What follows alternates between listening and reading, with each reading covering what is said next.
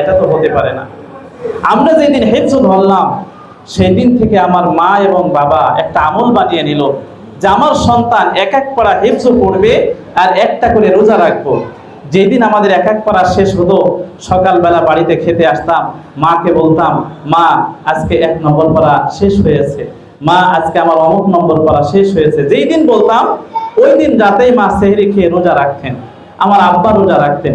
এইভাবে জায় নামাজের উপরে হাজারো বার হাজারো রাত্রে কান্না করার কারণে আল্লাহ তাআলা হয়তো আমাদেরকে হাফেজ হিসেবে কবুল করেছেন। এখানে যে সমস্ত মা বাবারা আছেন, আমরা বড় স্বপ্ন দেখি আমাদের সন্তানদেরকে নিয়ে। আমাদের সন্তানের ভিতরে আমাদের আকাশ সমপরিমাণ স্বপ্ন আছে। এই স্বপ্নর বিকাশ যদি করতে চান, একজন হাফেজের মা হিসাবে যদি কিয়ামতের ময়দানে আল্লাহ তাআলার সামনে সম্মানিত হতে চান, দুনিয়ার সমস্ত মানুষের সাথে সম্মানিত হতে চান, নিজের দিকে খেয়াল করে নিজেকে এমন একটি আমল করা শুরু করে দেন, প্রতিদিন হয়তো 2 রাকাত করে আলাদা করে নফল নামাজ পড়ে, একমাত্র সন্তানের উদ্দেশ্যে, যেন আল্লাহ তাআলা সন্তানকে সুন্দর হাফেজ বানান, সুন্দর আলেম বানান। একটা বিষয় না বললেই নয়, দেখেন 2010, 11, 12 এই সালের আগে যারা হিফজ শেষ করেছেন তাদের জন্য বড় সৌভাগ্য। এরপরে যারা হাফেজ হওয়ার চেষ্টা করছে, সব থেকে বড় চ্যালেঞ্জের বিষয় হলো আজকাল অনলাইন যুগ, হাতে হাতে মোবাইল আছে, বাচ্চা বাড়িতে যায় মোবাইলের নেশায় পড়ে যায়, মাদ্রাসায় আসতে চায় না। 1 সপ্তাহ বাড়িতে ছুটি দেওয়া হয়েছে মাদ্রাসা থেকে, বাড়ি থেকে আর আসতে চায় না। এখানে আমাদের নিয়ন্ত্রণ করতে হবে। 2012-13 সালের আগে যারা হিফজ শেষ করেছে তাদের এমন বড় চ্যালেঞ্জের মুখোমুখি কিন্তু হতে হয়নি, কিন্তু আমরা আজ এই চ্যালেঞ্জের মুখোমুখি হয়েছি। আমি আমার সন্তানকে হিফজ পড়ানোর জন্য মাদ্রাসায় পাঠিয়েছি।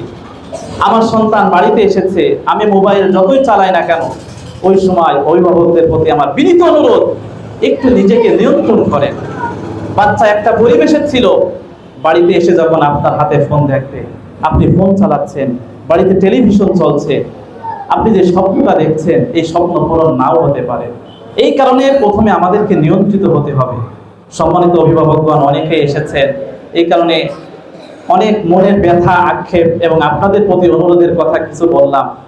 আরো বিষয় খেয়াল করতে হবে, আমাদের সন্তানদেরকে এখানে পাঠিয়েছি দুনিয়ার কোনো কিছু পাওয়ার জন্য নয়।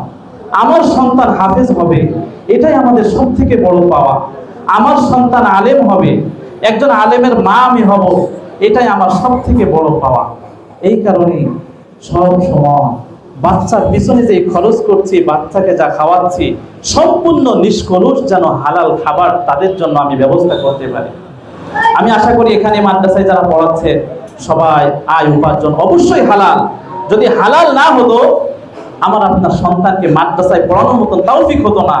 আমার আপনাকে আল্লাহ তাআলা এমন কোন ইবাদত হয়তো আল্লাহ তাআলা কবুল করেছেন, যেই কবুল করার কারণে আমার সন্তানকে গতানুগতিক প্রাইমারিতে না পাঠিয়ে মাদ্রাসার মতন জায়গায় পাঠিয়েছি। আমার সন্তান সোনার মানুষ হবে, আমার সন্তান সাহাবায়ে কেরামের মতন চরিত্রবান হবে, আমার সন্তান একজন হাফেজ হবে, আমার সন্তান একজন আলেম হবে। এই স্বপ্ন এখানে যেই সমস্ত পিতারা আছেন অন্তরে তো এটাই লালন করেন, যেই সমস্ত মায়েরা এখানে আছেন অন্তরে তো এটাই লালন করেন। আমি সবার প্রতি এই দোয়া কামনা করি আল্লাহ তাআলার কাছে, এবং সবার প্রতি অনুরোধ করি, যে কথাগুলো বললাম আল্লাহ তাআলা আমাদের সবাইকে এইভাবে আমল করার তৌফিক দান করুন। সকলেই বলুন আমিন। একটা কথা বলতে ভুলে গিয়েছি, সংক্ষেপে খুব কথা বলবো।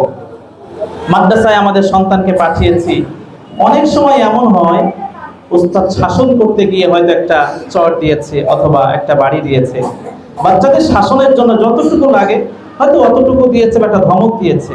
বাচ্চা সে তো বাড়ি থেকে অভিযোগ দিতেই পারে, কান্না করতে পারে। আপনি প্রথমে বাচ্চাকে বোঝাবেন, বাচ্চার সামনে কখনো যেন এমন না হয় বাচ্চা একটা উস্তাদের বিরুদ্ধে অভিযোগ দিল, আপনি বাচ্চার সামনে গরম হয়ে গেলেন। যদি এমনটা হয় তাহলে বাচ্চার ভিতরে উস্তাদের প্রতি যে একটা ভক্তি শ্রদ্ধা নিমিষেই নষ্ট হয়ে যাবে। সেই নষ্ট হওয়ার পিছনে প্রথম অপরাধী হবেন আপনি। উস্তাদের সাথে আপনি ভালো সম্পর্ক রাখবেন, কিছু হয়েছে সন্তানের সামনে একেবারে ঠান্ডা মেজাজে থাকবেন, উস্তাদকে একটু ফোন করবেন, কুশল বিনিময় করবেন, কেমন আছে, আমার বাচ্চাটা কি পড়ছে, ও কেমন পড়া দেয়, পড়া কি পারছে, এমন বিষয় নিয়ে উস্তাদের কাছ থেকে জিজ্ঞাসা করবেন। উস্তাদ হয়তো এরপরে নিজেই বলবে, হ্যাঁ পড়াশোনা ভালোই করে, আজকে একটু দুষ্টুমি করেছে, ওকে একটু ধমক দিয়েছে। দেখেন আচরণটা কত সুন্দর হবে। আর যদি আপনি সন্তান আপনার কাছে অভিযোগ দিল, আপনি গরম হয়ে গেলেন, ফোনটা করে সাথে সাথে ওস্তাদের উপরে গরম দেখালেন, আস্তে আস্তে আমাদের সন্তানের ভবিষ্যৎগুলো কিন্তু এইভাবে নষ্ট হবে। এই কারণে সব সময় উস্তাদের সাথে পিতা মাতার সম্পর্ক হতে হবে বন্ধুর মতো। সব সময় আপনার সন্তান যে উস্তাদের হাতে তুলে দিয়েছেন তার সাথে ভালো আচরণ করবেন, তার সাথে সব সময় যোগাযোগ রাখবেন। এই বিষয়গুলো আপনাদের প্রতি বিশেষভাবে অনুরোধ করছি। আল্লাহ তাআলা যে কথাগুলো বললাম শুরুতে আমাকে এবং এখানে যারা উপস্থিত হয়েছি আমাদের সবাইকে বিষয়গুলো বুঝে এর উপরে আমল করার তৌফিক দান করুন। সকলেই বলি আমিন। ওয়া আখিরু দাওয়ানা আনিল হামদুলিল্লাহি রাব্বিল আলামিন। মাশাআল্লাহ, জাযাকাল্লাহু খাইরান।